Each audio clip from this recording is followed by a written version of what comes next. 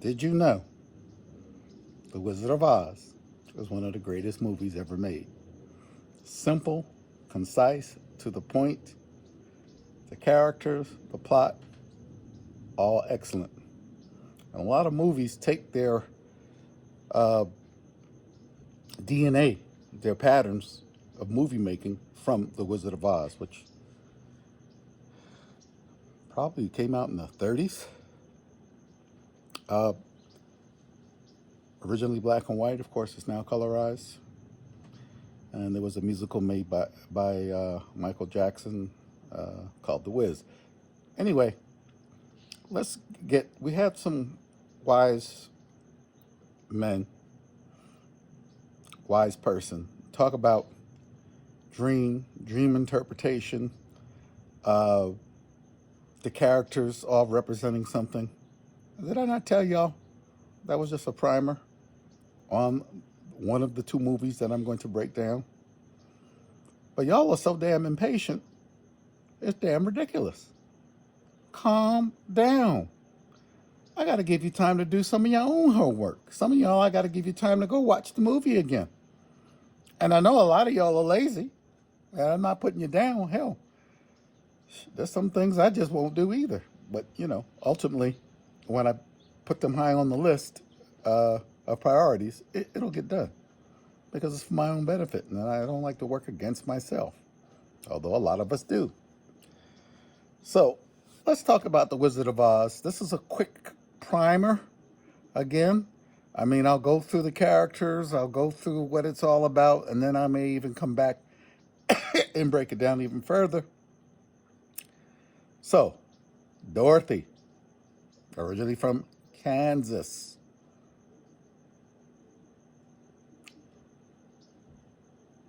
ends up in a world that doesn't make sense to her. Her entire house lands on top of someone or something that has the ruby slippers. Those ruby slippers represent her power. Her power. And it fell on a servant of, quote, evil, the wicked witch of the East, which represents what? I'll get into that in a second. Let's go back to the main characters. Now, there are sub-characters, and that's what I said I can get into that later. But let's just get into the main characters. Toto, a guardian, a watcher, an alerter, a.k.a., from your point of view, a guardian angel.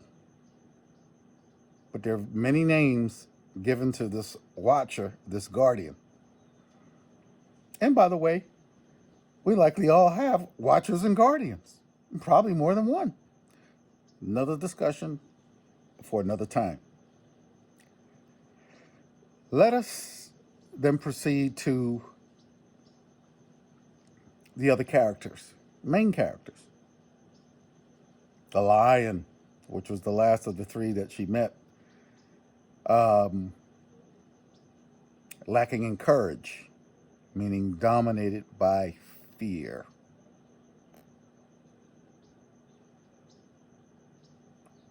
The Tin Man, no heart,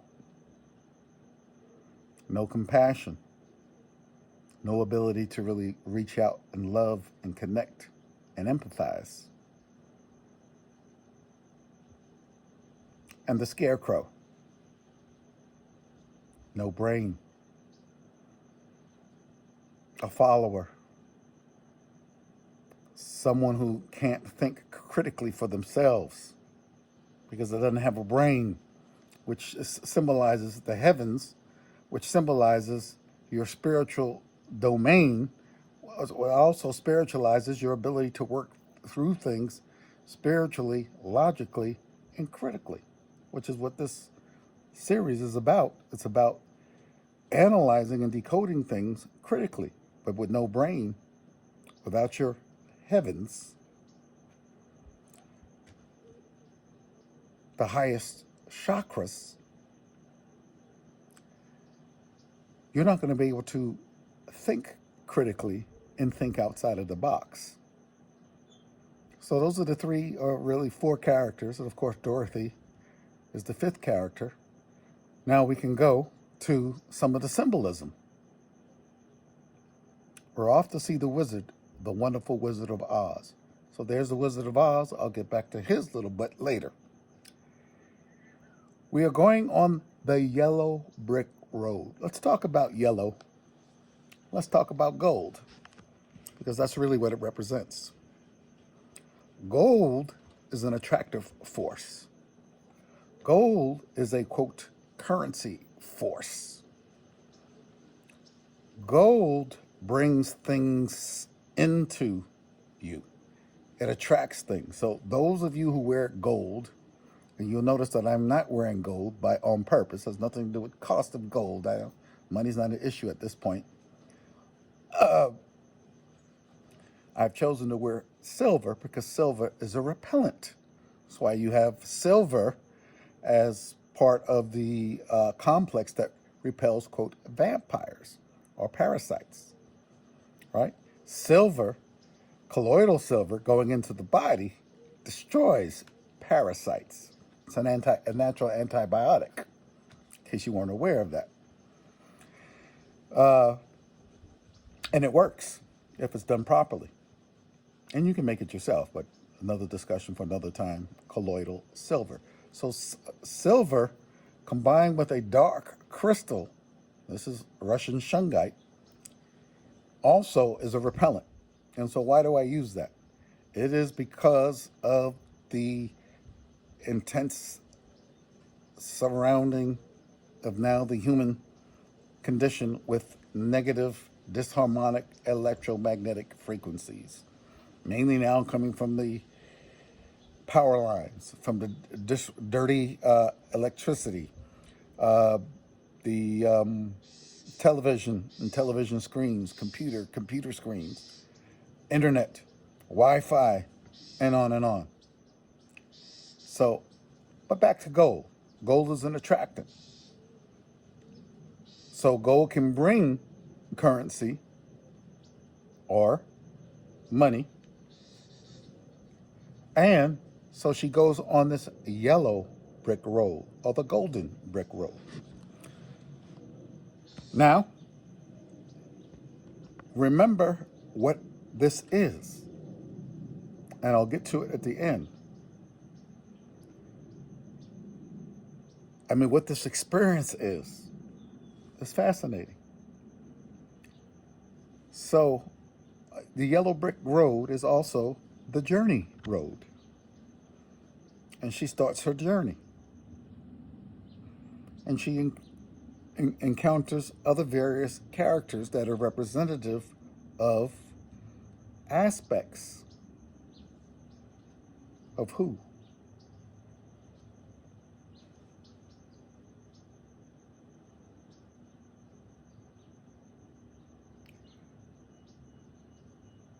Each one of the characters that she encounters, it represents something that's going on in her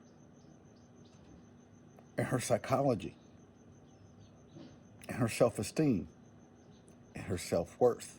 But self-worth of what? This is the key. We'll get to it. So the yellow brick road, with the various psychological aspects of Dorothy in those characters, Toto, Dorothy herself, the Tin Man, the Scarecrow, and the Lion, all representative of deep psychological, not subconscious, but unconscious drives within herself. We'll get to the explanation at the end. The yellow brick road leads to emerald. So again, we have now ruby, red, gold, green, emerald. There are a number of interpretations. Green, again, a money center, the color of dollars, green.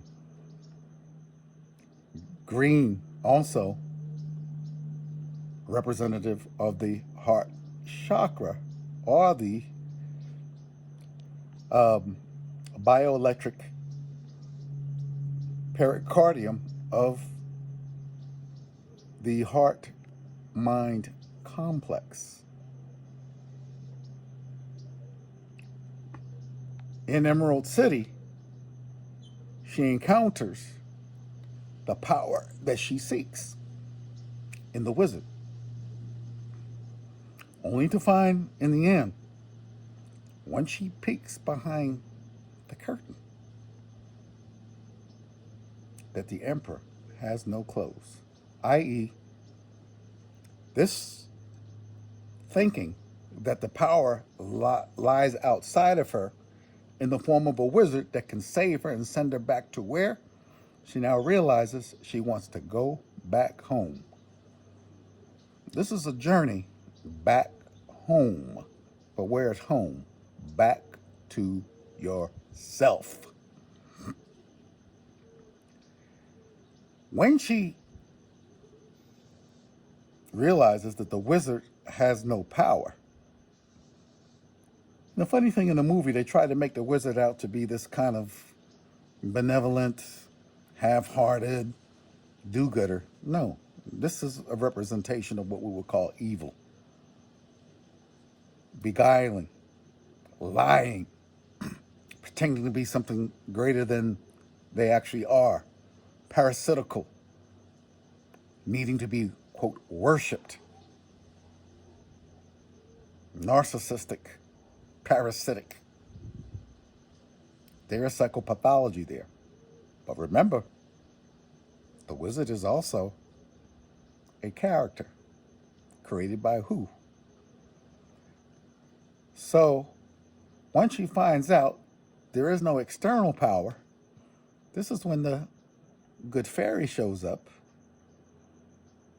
the enchanted princess with her wand, who appeared at the beginning of the movie to make sure that she had on the ruby slippers, the red ruby slippers, and reminds her that she has always had the power within herself to return home. And she gives Dorothy a ritual involving the ruby slippers, involving her desire, her intent to focus her consciousness to return home. She clicks the ruby heels with the ritual. And see, this is what rituals are. They are intended to focus concentration and intent. That's all a ritual is. There's nothing magic in the ritual. You are the magic. And what happens? She returns home. She wakes up in the bed, surrounded by a family that is full of love and acceptance. 13 minutes and going. I'll continue a little bit longer.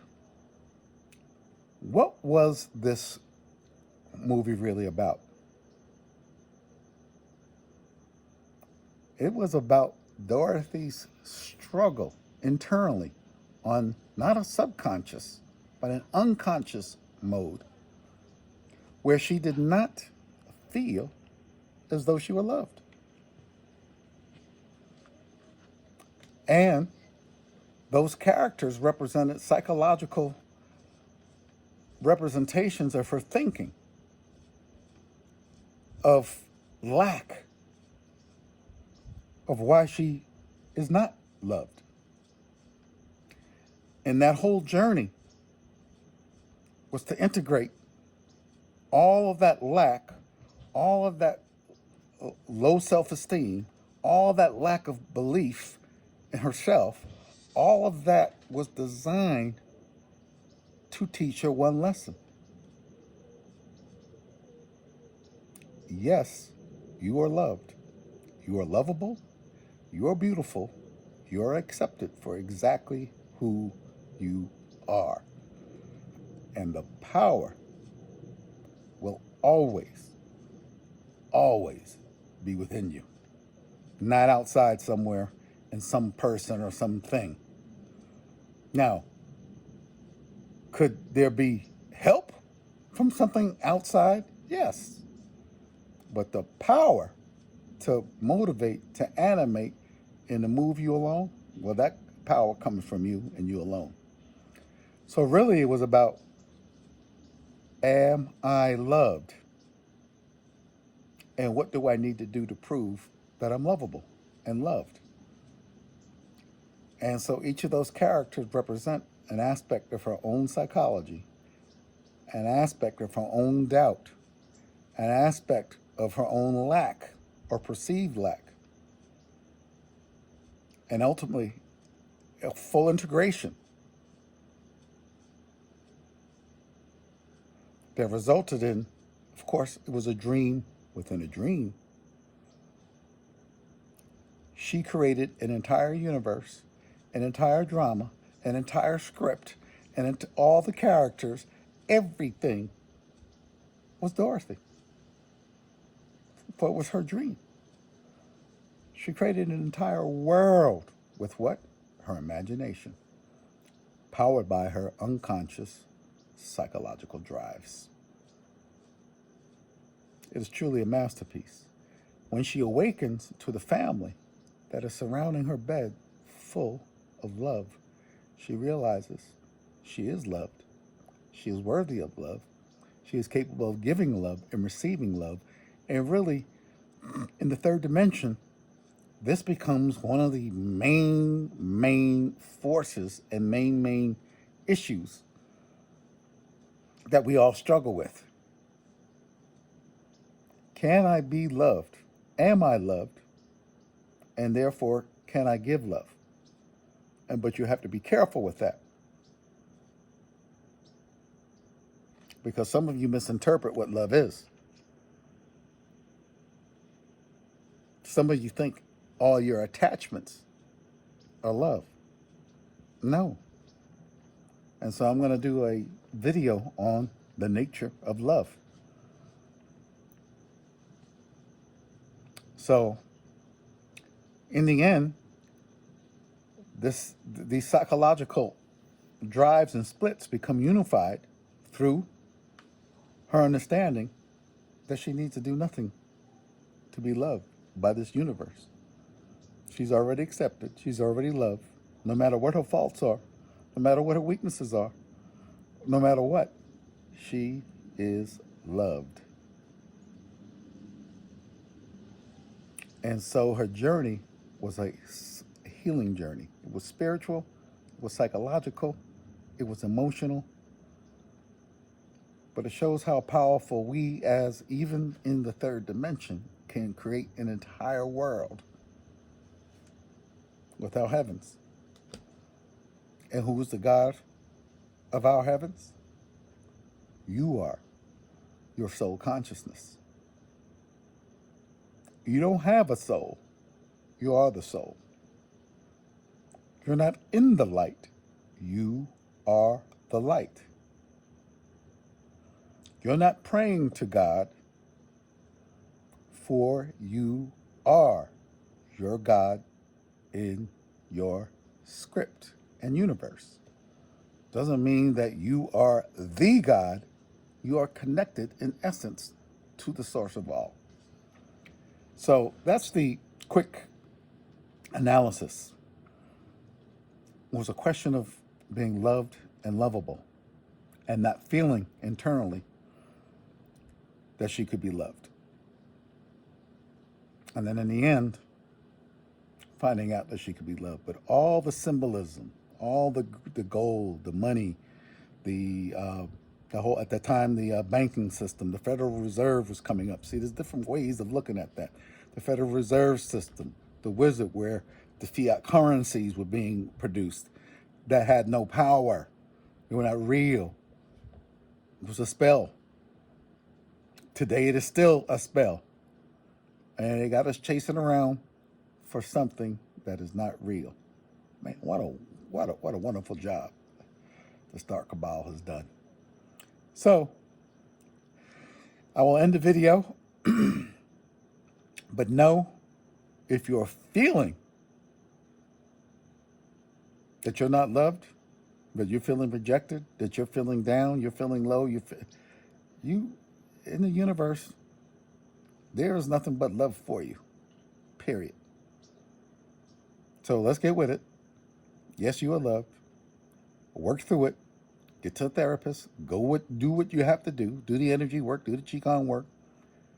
But the whole question for a lot of you for your entire lives is answering or trying to do something to get that love and appreciation and admiration.